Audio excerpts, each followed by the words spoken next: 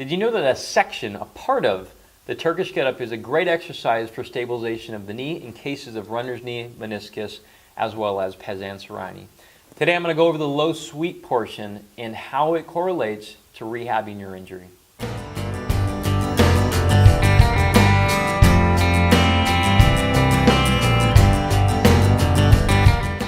So now before we start onto the sweeps and the extension part of the Turkish Getup, I'm going to start with a couple form issues that you're going to see in here.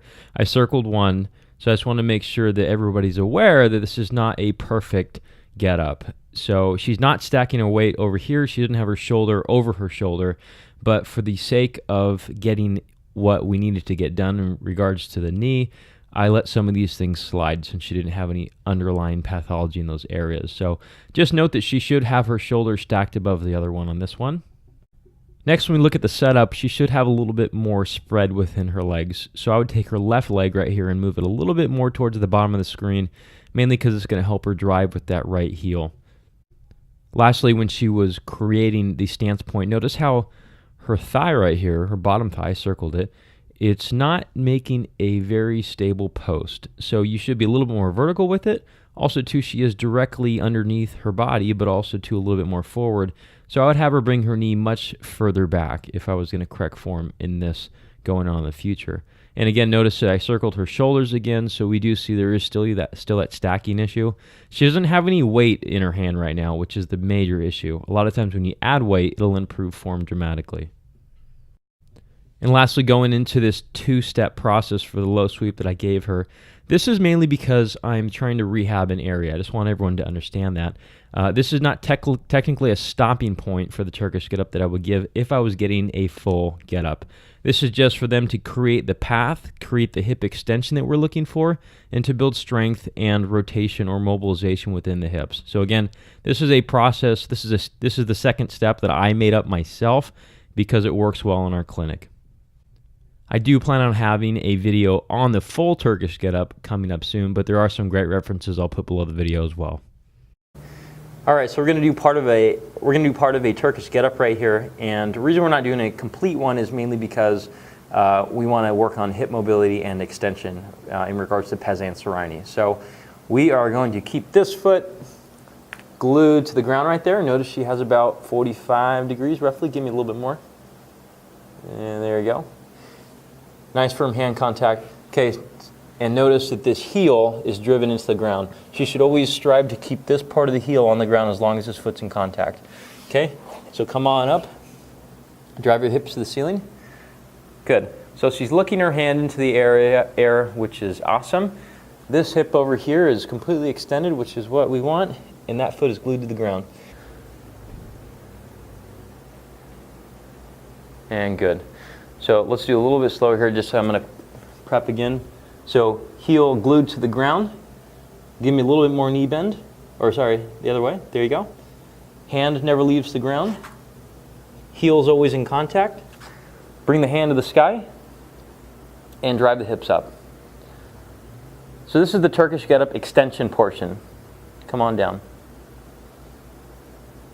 Give me another there.